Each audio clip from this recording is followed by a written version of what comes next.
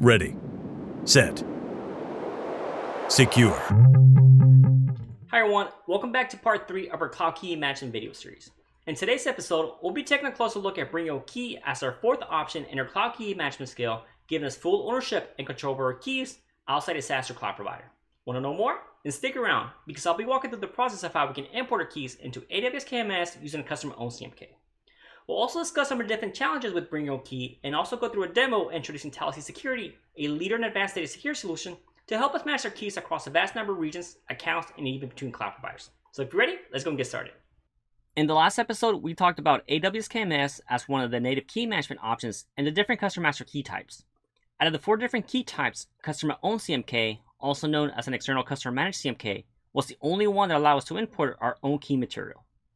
Using a customer-owned CMK, we are now able to protect the process of generating new key material using an external key source that we own and manage. By owning this process in the key lifecycle, we are able to maintain a backup of our own keys and also control the frequency of how often our keys are rotated.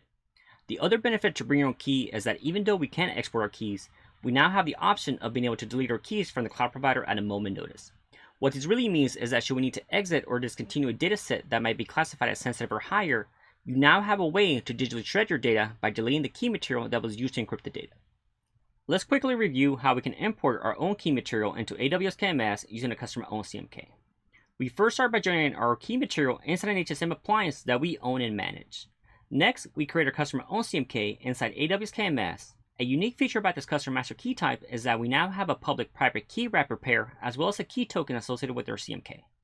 Using the public key, we can encrypt the key material inside our HSM and export an encrypted copy of the key. We then take a copy of the encrypted key material and import it to the CMK along with the key token generated earlier when we first created the CMK.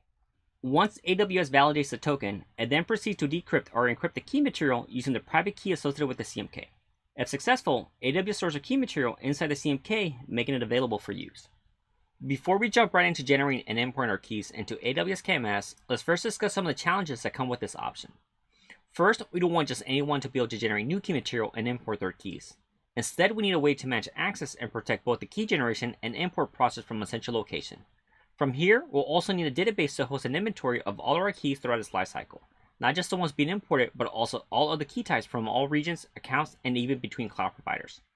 Once we understand how we'll protect our import process and securely store an inventory of our keys, we'll next need a way to manage the lifecycle of our keys. With Bring Your Own Key, one of the major changes to your lifecycle management process is key rotation, as you're now having to manually rotate your keys yourself. The last piece is around automation. Ideally, we would like to automate as much as the lifecycle management process using predefined security controls and policies. This way, our developers are not having to think about encryption or key management as they're building their native cloud applications. Introducing CipherTrust Cloud Key Manager, a multi-cloud bring your own key solution by Thales eSecurity. CipherTrust Cloud Key Manager is a multi-cloud data at rest encryption key management solution that addresses all 4 of our requirements and more. Starting with a quick overview of the web UI. At the top right of our window, we can see 4 different cloud and SaaS providers that we can switch between in order to manage our keys. These include Azure Key Vaults, including the different regions and stacks, AWS KMS, Salesforce using their Shield platform encryption, and IBM for the Key Protect key management service, with Google Cloud KMS scheduled for release later this year. On the left-hand side of the window, we have our navigation panel. Under the Thales logo, we have AWS, indicating the cloud provider we're currently logged into. From here, we can switch between the different menus to help us manage the security and lifecycle for keys, but first let's switch over to the key source menu. From the key source menu, we have 3 different external key source options to choose from in order to generate and store our key material. For this demo, I'll be using Vormetric Data Security Manager as my external key source. As part of the first step in our key lifecycle management process, let's start by creating a new key material specifically for AWS by selecting Add Key and then selecting AWS Key. The first option in this menu is to select the user that is requesting to generate this new key material. Next, we'll give it a name. I'll name it SS for the organization, US East 2 for the region, AES 256 for the key type, and typically I would follow this up with the case number that I can reference to see who submitted and authorized the generation of this key. But because this is a demo, I'll use today's date, which is 2020-06-08, and this is the 5th key that I created for today. For service, we can see that it defaults to AWS. I'll skip adding the description, and for the algorithm, we can also see that it defaults to AES 256 as that is the only key type that AWS allows us to import. Next, let's click Save.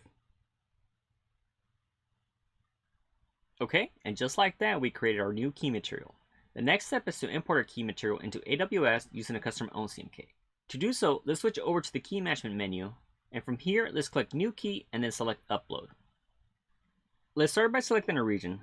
Luckily, it defaults US East 2 as it is a region we want to import our keys into. However, we do have the option of selecting other regions as well. For the key provider, I'll select Vormetric DSM as my external key source, and for the source key, I'll select the key we generated earlier. For alias, if you guys remember in my last video, we talked about alias being a user-friendly name that our applications can reference. For the alias name, I'll use SS for the organization, Labs for the environment, US East 2 for the region, Demo for my application name, and AES256 for the key type. Now, because we are importing keys into AWS KMS, we do have the option to set an expiration date, which I'll skip for now, including add a description, and jump right into tags. The first tag that I'll add is to show the owner of this key, which is going to be me. Next, I'll specify the organization the key belongs to, in this case Set Solutions. I'll add another to show the environment the key will live under, which is going to be for my labs environment, the region the key will reside in this case US East 2, the name of the application this key will be used for, which is going to be for my demo application, and the last one that I'll add is to show the key type, which is going to be AES256. Now, the last option in this menu is the Select External Key Source option, which I'll skip for now and continue to proceed to upload our key to AWS KMS. And just like that, we've imported our key into AWS KMS using a custom-owned CMK. From this menu, we can also see that we have an inventory of all our keys. Instead of listing the keys based on the key ID, we can view the keys based on the alias name. We can expand the number of keys displayed on a single page from 10 to 100. We can do an advanced search based on a couple number of different filters, or we can simply search for the key based on the key name. Here we can see the alias name that we associated with our key, the key ID, the region that lives under, which is US East 2, the creation date, the key state shows enabled, expiration date is blank because we haven't scheduled a date, the key material origin shows internal, simply means that we own this key material. And for the rotation status shows blank because we haven't scheduled auto key rotation. So let's do that next by selecting rotate key under actions. From the key rotation menu, we have two different options. We can manually rotate the key by selecting a new source key, or we can enable auto key rotation, which I'll enable now, and click hit submit. And now under rotation status, we can see that it shows auto, simply means that the key is scheduled for auto key rotation. Up to this point, we learned how to generate new key material, import our key material into AWS KMS, and enable auto key rotation. It's also worth noting that every action we perform up to this point can be automated by leveraging the APIs that are made available. To showcase how, let's force a manual key rotation, followed by deleting the key material for the previous version. I'll start by switching over to my terminal window. To save time, I'll copy and paste my curl command. The way we read this curl command is that we're making an HTTP post request to this new API endpoint. I'm also specifying a number of headers to authenticate my request, followed by the payload, which includes the active key ID and the new source key ID. I'll hit enter. Okay, and now let's switch back. And now from the key management menu, we can see that we have two entries. We have our original key, which is now marked as archive, and the new active version, which is also scheduled for auto key rotation. We can also see that our alias name was carried over from the old to the new active custom master key version. The last thing that I'll demo is show how we can delete the key material of the archive version of our key. Let's switch back to our terminal window. Once again, I'll copy and paste my curl command. The way we read this new curl command is that we're now making an HTTP put request to this new API endpoint. I'm including the same headers as before to authenticate my request, followed by the payload, which includes true for delete key material now. Now let's hit enter.